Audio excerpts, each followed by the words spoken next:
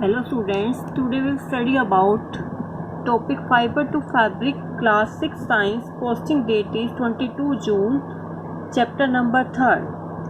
Last lecture में हमने पढ़ा था how jute fibre is obtained, कि जूट फाइबर को हम कैसे गेट करते हैं. Jute fibre is obtained from the stem of the jute plant.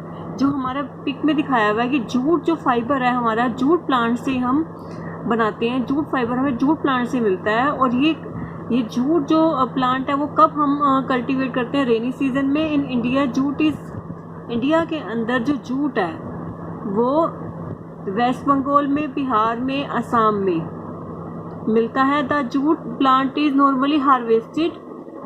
जो जूट प्लांट है वो नॉर्मली हार्वेस्ट होता है when it is at flowering stage. जब वो फ्लावरिंग स्टेज में होता है.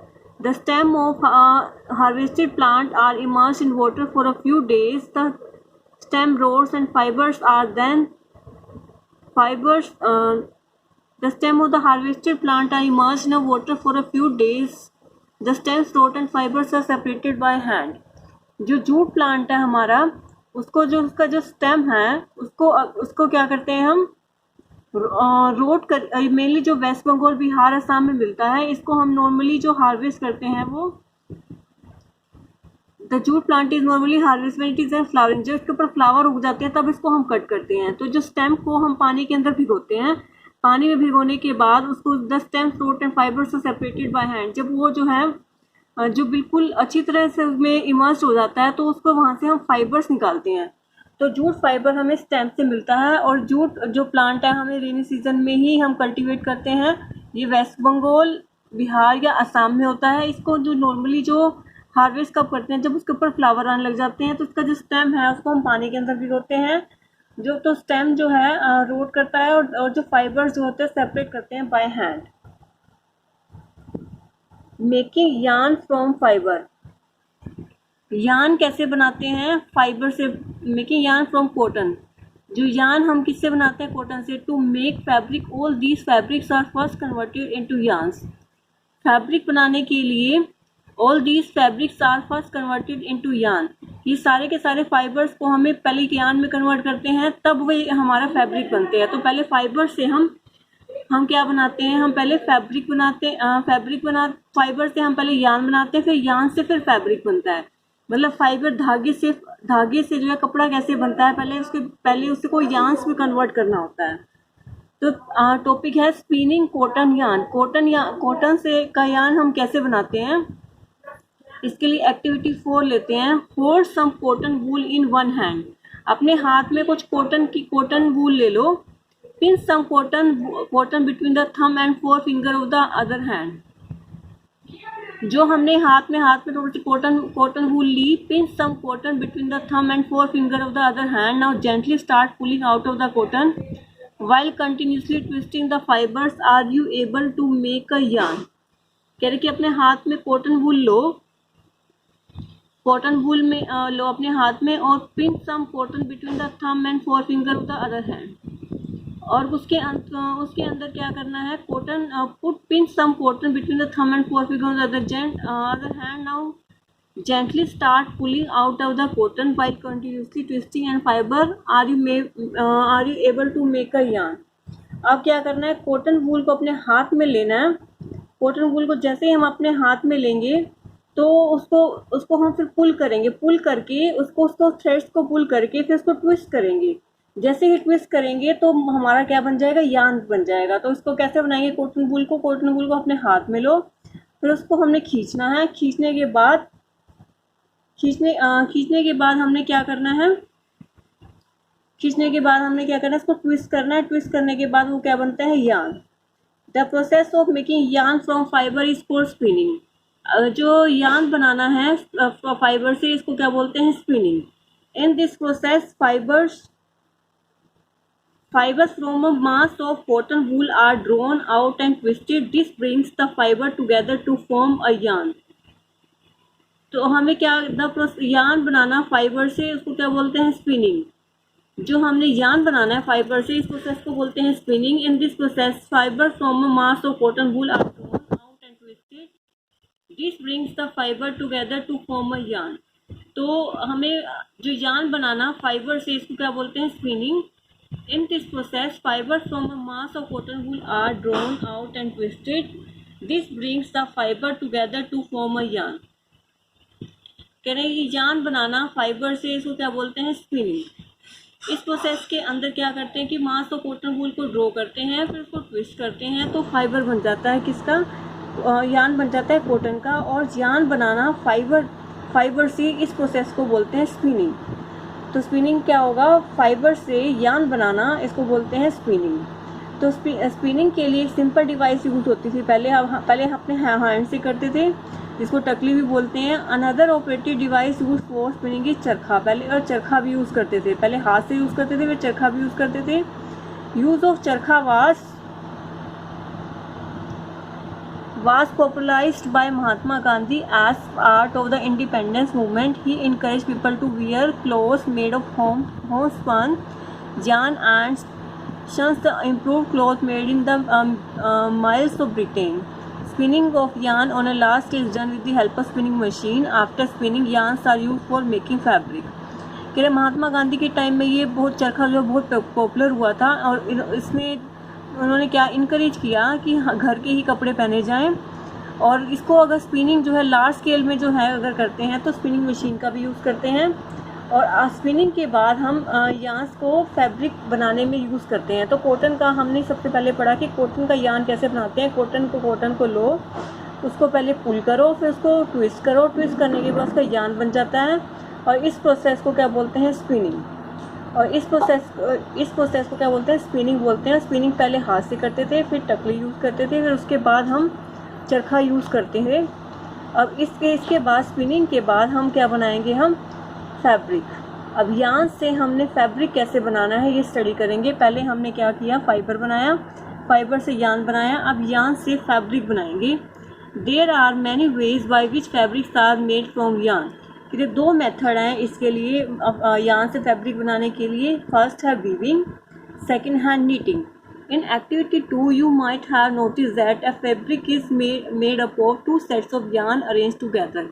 फिर हमने एक्टिविटी 2 में देखा था, कोई क्लॉथ लिया था तो उसमें धागे थे, yarn अरेंज हुए थे। The process of arranging two sets of yarn together to make a fabric is called weaving. दो सेट को अगर हम पैरेलल या किसी भी तरीके से अरेंज कर दें yarns को, तो इस प्रोसेस को बोलते हैं वीविंग। तो हमने कैसे पेपर स्ट्रिप का यूज़ करके हम वीविंग करते हैं। Take 2 sheets of paper of different colour के, दो पेपर लो, अलग अलग कलर के 2 शीट लो, और cut square pieces of length and width. कह रहे हैं कि उसकी जो स्क्वायर पीस कन्वर्ट करो 30 के। Now fold both the sheets into half. जो दूसरी दोनों शीट्स हैं उसको हाफ में कन्वर्ट करो। On sheet draw lines as shown in the figure. जैसे पिक में दिखाया हुआ, दो अलग अलग कलर की शीट्स लो और इसको एक दूसरे के अंदर डाल दो। जैसे फिगर 1A में क्या है, दो डिफरेंट कलर की शीट्स हैं, और इसमें जो है एक शीट दूसरे के अंदर स्क्वायर पीस कट करके इसके अंदर मर्ज कर रहे हैं। तो ये हमारा जो बन गया है, हमारा ये वीविंग से फैब्रिक बन गया। तो हमने फैब्रिक बनाने के लिए, यार्न से फैब्रिक बनाने के लिए सबसे पहला प्रोसेस लिया वीविंग।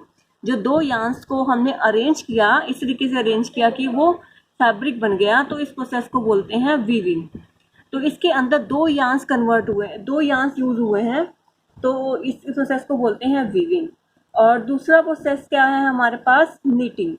तो इसके लिए एक्टिविटी 5 की, दो अलग अलग टाइप की शीट्स ली हमने, और उसको उसके स्क्वायर पीस कट करके 30 के, और उसको दोनों को now fold both the sheets into half. दोनों शीट्स को जो है फोल्ड कर दिया, तो इस तरीके से फैब्रिक बन गया। Cut both the sheet along the dotted lines and then unfold. Weave the strips one by one with the cuts in the sheets of paper as shown in 3.12C and 3.12D। Shows the pattern after weaving all the strips. कह रहे हैं जो D pattern में final pattern बना हुआ है कि ये हमारा फैब्रिक बन जाता है। 3.12A में तो हमारा दो अलग अलग टाइप के जो है हमारे पेपर दिखाए हुए हैं, फिर दूसरों को कट करके फिर उसके अंदर फोल्ड किया हुआ है एक दूसरे के अंदर, जो 3.12C में दिखाया हुआ है, और D में फाइनल फैब्रिक बन गया हमारा। जो हमारा इसके बाद है handloom. In a similar manner 2 sets of yarn are woven to make a fabric. कह रहे इस तरीके से सिमिलर मैनर से जो है दो सेट्स जो यान है are woven to make a fabric, जिसे पिक में दिखाया हुआ है दो अलग अलग टाइप के जो यान्स हैं वो अरेंज करके फैब्रिक दिखाया हुआ है। The yarns are much thinner than our paper strips, जो यान्स होते हैं जो बिल्कुल पतले होते हैं एज कम्पेयर जो ऊपर पेपर स्ट्रिप दिखाई थी उसके कंपेयर में जो ये यान्स होते हैं बिल्कुल पतले होते हैं। Of course weaving of fabric is done on the looms, कह रहे जो वीविंग है फैब्रिक की वो किस पे की गई है, लूम्स पे करते हैं। The looms are either hand operated और पावर ऑपरेटेड, जो ये लूम्स होते हैं या तो हाथ से भी कर सकते हैं और मतलब मशीन से भी कर सकते हैं। ये जो हमारे ये कर रहे हैं हैंडलूम कर रहे हैं हम हाथ से भी कर सकते हैं इसको, और पावर जो इलेक्ट्रिसिटी से भी कर सकते हैं, पावर ऑपरेटेड से भी कर सकते हैं। तो ये जो हमारी जो वीविंग है फैब्रिक की तो हम हाथ से भी कर सकते हैं और मशीन से भी कर सकते हैं, मतलब इलेक्ट्रिसिटी से भी कर सकते हैं। तो हमने पहले क्या किया, दो अलग अलग टाइप के पेपर्स लिए अलग अलग कलर के, उसको कट किया, एक दूसरे को कट करके इसके अंदर मर्ज किया तो हमारा फाइनल फैब्रिक बन गया। और नीचे जो है हैंडलूम बनाया। हैंडलूम जो है हम दो तरीके से कर सकते हैं, या तो हम हाथ से कर सकते हैं या हम इसको मशीन से कर सकते हैं। अगला प्रोसेस है नीटिंग। तो हमारा जो फाइबर से यान से जो हमारा फाइनल फैब्रिक बनना है उसका दूसरा प्रोसेस क्या है, नीटिंग। सबसे पहले है फर्स्ट प्रोसेस हमने पढ़ लिया है और सेकंड प्रोसेस क्या है हमारा, knitting. Have you notice how sweaters are knitted. तो नीटिंग तो सभी ने पढ़ा हुआ है कि नीटिंग में क्या करते हैं, जैसे स्वेटर बुनते हैं, use to make a piece of fabric. एक ही जैसे हम पिक में दिखाया हुआ है एक सिंगल जो यान है ये सिंगल यान का यूज करके एक फैब्रिक बना रहे हैं। और उससे पिछले प्रोसेस में क्या था, दो यान्स यूज हुए थे। पिछले प्रोसेस में दो यान वीविंग में दो यान्स अरेंज करके जो फाइनल फैब्रिक बनाया था, लेकिन नीटिंग में एक सिंगल फैब्रिक यूज करते हैं, सिंगल यान यूज करते हैं फैब्रिक बनाने के लिए। Have you ever pulled the yarn from a torn pair of socks? What happens? A single yarn get pulled out continuously as the fabric get unraveled. Socks, many other clothing items are made of knitted fabric. करें जो कपड़े भी हैं होते हैं वो भी कई बार बुन के बनाते हैं। नीटिंग हमारे हाथ से भी कर सकते हैं और मशीन से भी कर सकते हैं। तो कोई भी प्रोसेस को हम हाथ से भी कर सकते हैं और मशीन से भी कर सकते हैं। जैसे स्वेटर को बुनते हैं इसको बोलते हैं नीटिंग, तो इसमें सिंगल यान का यूज़ करते हैं। और जो हमारा वीविंग है उसमें दो यान का यूज़ करते हैं, 2 yarns आर यूज, और नीटिंग में single yarns are used. Weaving and knitting are use for making different kinds of fabric. These fabrics are use for a variety of clothing material. कह रहे कि फैब्रिक बनाने के लिए दो प्रोसेस यूज करते हैं, weaving and knitting. These fabrics are used for a variety of clothing material। और ये फैब्रिक जो है ये फैब्रिक बहुत सारे कपड़े बनाने में यूज़ करते हैं। तो हमने दो प्रोसेस पढ़े, वीविंग और नीटिंग। वीविंग में हम क्या यूज़ करते थे, दो यान का यूज़ करते थे, और नीटिंग में हम सिंगल यान का यूज़ करते थे कपड़े बनाने में। अब पढ़ेंगे हम history of clothing material. Have you ever wondered what material people use in ancient time for clothes. क्या जब पुराने टाइम में पीपल क्या यूज करते थे, कपड़े जब नहीं हुआ करते थे। It appears that in those people use the bark and peak leaves of trees और एनिमल स्किन एंड फर्स टू कवर देमसेल्फ। जब कपड़े नहीं हुआ करते थे तो पहले के पुराने टाइम में जो बड़े बड़े जो बिग लीव्स हैं ट्रीज की वो यूज करते थे, एनिमल की स्किन यूज करते थे अपने आप को ढकने के लिए।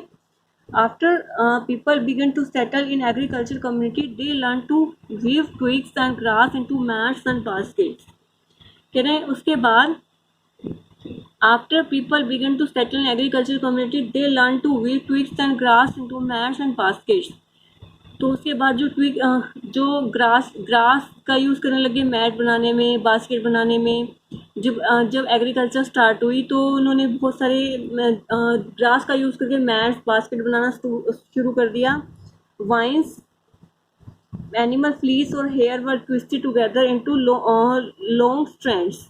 के जो एनिमल के जो हेयर्स होते थे, बड़े बड़े हेयर्स होते थे, उसको ट्विस्ट करके जो है बड़े बड़े धागे से बनाने लगे और उस धागे से फैब्रिक बनाने लगे। जो एनिमल के जो हमारे एनिमल के जो हेयर्स होते हैं वो बड़े बड़े होते थे, उसको ट्विस्ट करके फैब्रिक बनाने लगे।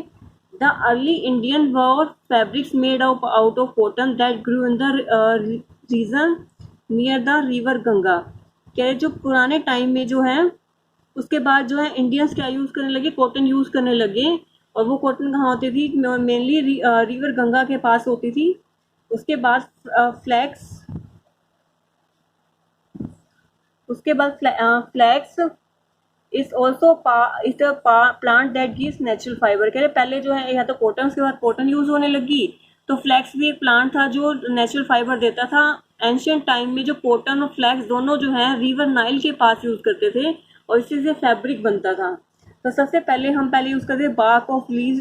सबसे पहले क्या यूज करते थे, bark and big leave of trees use करते थे। एनिमल की स्किन यूज करते थे ढकने के लिए। उसके बाद धीरे धीरे क्या हुआ, जो एनिमल्स के हेयर्स हैं उसको ट्विस्ट करके, जो ट्विस्ट को यूज करके फैब्रिक बनाने लगे। उसके बाद क्या करा, जो अर्ली इंडियन वुमेन है वो कॉटन जो है यूज करते थे। तो the early Indian wore fabric made out of cotton that grew in the region river near the river Ganga. Ganga के पास जो है ये यूज करते थे हम।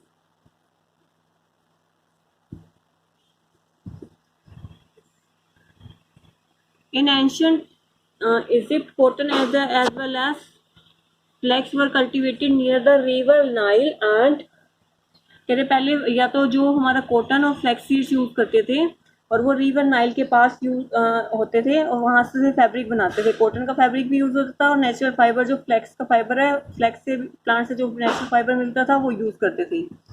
In those days stitching was not known. तब के स्टिचिंग मतलब जो कपड़े सिलते हैं वो उसको उस टाइम नहीं पता होता था।